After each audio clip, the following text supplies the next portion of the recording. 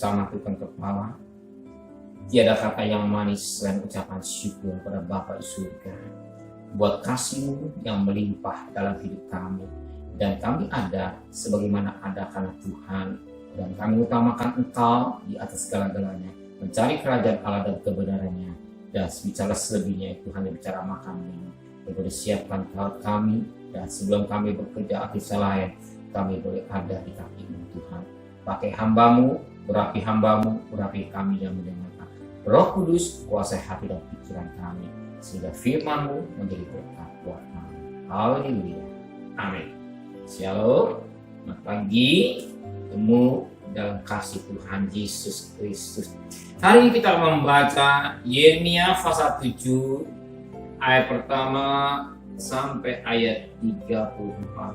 Saya bagi dalam setiap perikop ayat pertama sampai ayat 15, ayat 15 sampai ayat yang ke-20, ayat 21 sampai ayat 28, ayat 29 sampai ayat 34. 4 kali ya. Oke, kita perhatikan firman Tuhan. Yeremia pasal 7 ayat pertama sampai ayat 15. Khotbah Yeremia mengenai bait suci.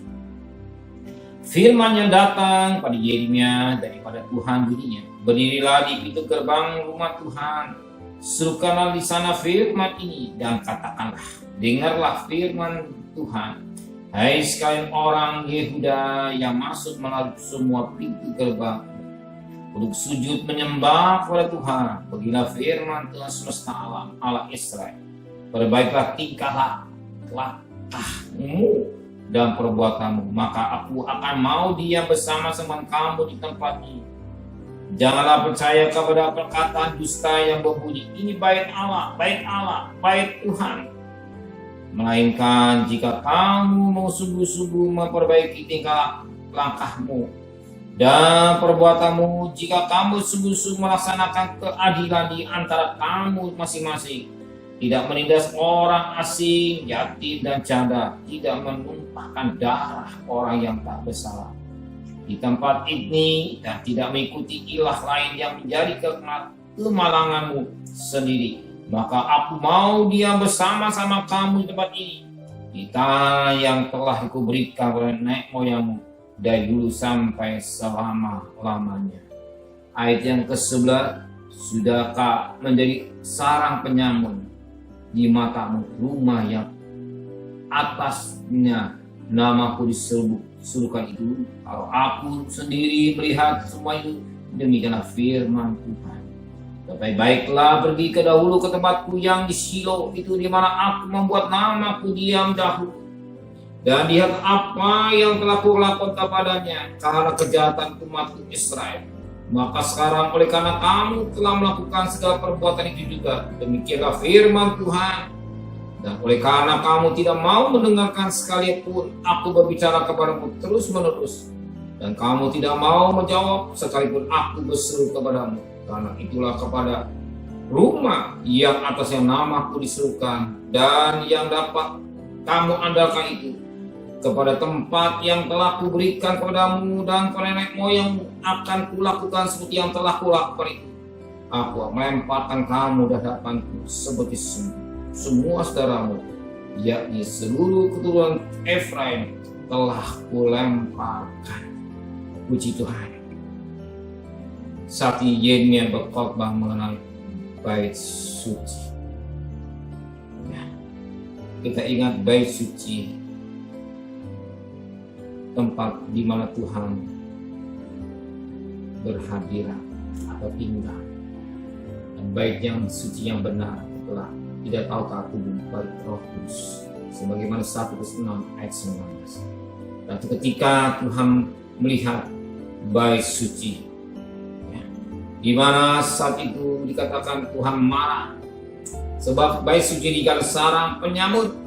Dan saat ini juga Yeremia berkhotbah mengenai bait suci. Dikatakan dalam firman Tuhan pada ayat 11, sudahkah menjadi sarang penyamut di matamu rumah yang atasnya namaku disuruhkan ini? Kalau aku sendiri melihat semuanya ini, demikianlah firman Tuhan. Ternyata bait suci tempat orang berdoa, ternyata dijadikan sarang penyambut.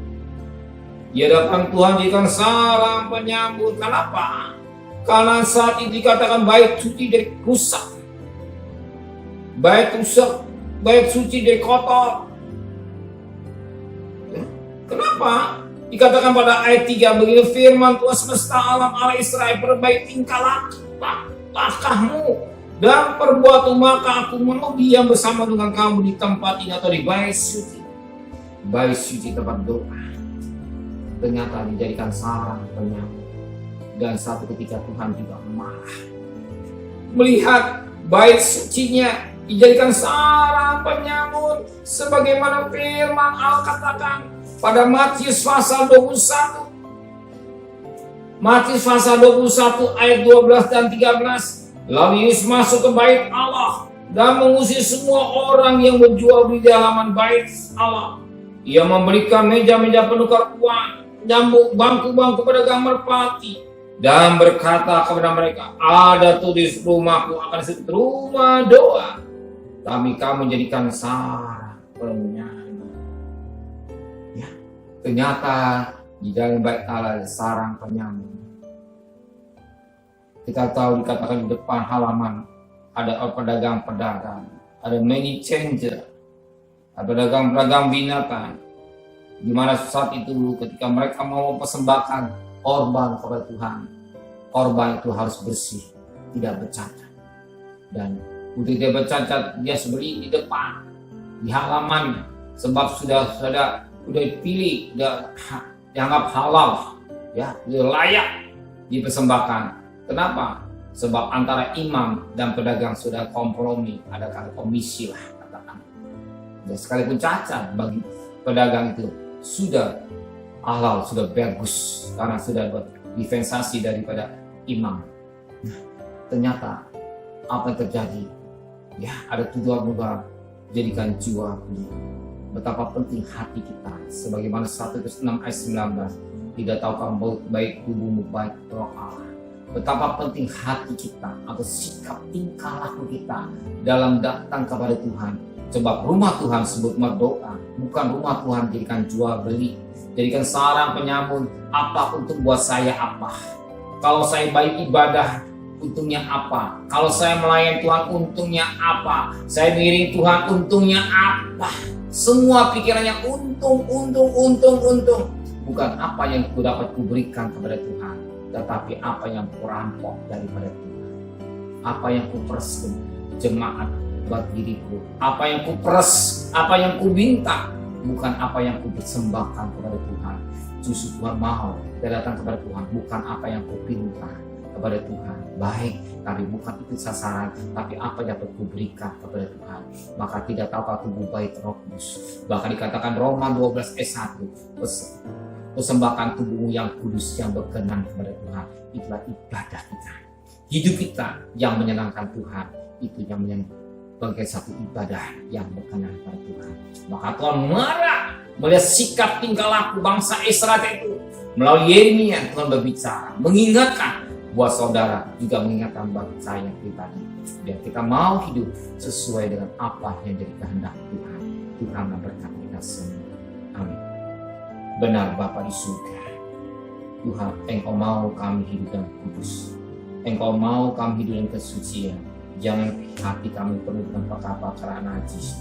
Hati kami penuh dengan perkara-perkara jual beli. Hati kami penuh dengan perkara-perkara tanah. Tapi hati kami, hati yang menyenangkan Tuhan. Sebab Roma 12:1, persembahan yang kudus yang berkenan kepada Allah. Suatu ibadah yang sejati. Rumah Tuhan sebagai rumah doa, bukan untuk melakukan yang tidak baik. Kami datang ke rumah Tuhan, ada motivasi untuk menyembah kepada Engkau, untuk memberikan persembahan hidup kami sebelum kepada Tuhan. Kalau kami bisa mempersembahkan hidup kami kepada Tuhan, kami juga bisa mempersembahkan apa yang jadi milik kami untuk kehormatan nama. Terima kasih Bapa di surga. Sebentar kami cari nafkah, saya percaya Engkau sudah siapkan berkat buat kami.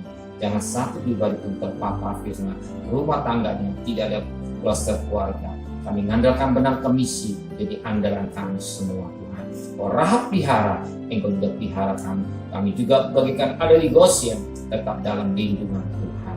Kembalikan kami besok pagi Ibu tubuh yang sehat dengan tidak kurang satu apapun juga. Berkati Bapak Presiden, Wakil Presiden, para Menteri, para Gubernur, para Bupati, para Wali Kota, para Camat, para Lurah, para RW, para RT, para medis, para relawan, para TNI, para Polri, bahkan mereka-mereka yang bekerja ke depan, beri kesehatan yang prima yang dari Tuhan, anugerah Tuhan boleh terjadi buat bangsa kami Indonesia yang sakit semakin berkurang, tapi yang sembuh semakin banyak Tuhan. Hanya belas kasihan-Mu yang kami mohon Tuhan, baik masa kami bisa dipulihkan dengan baik Tuhan. Terima kasih Bapa di surga, oleh vaksin juga semakin banyak yang divaksin dengan baik. Terima kasih Bapa di surga, terima kasih saudara kekasih, terimalah berkat nikmat dari Allah Bapa, cinta kasih sayang dari Tuhan Yesus Kristus, dan berkat Roh Kudus dan saudara hari ini sampai Maranatha. Tuhan Yesus datang, yang cinta Dia katakan amin. Tuhan yang berkati.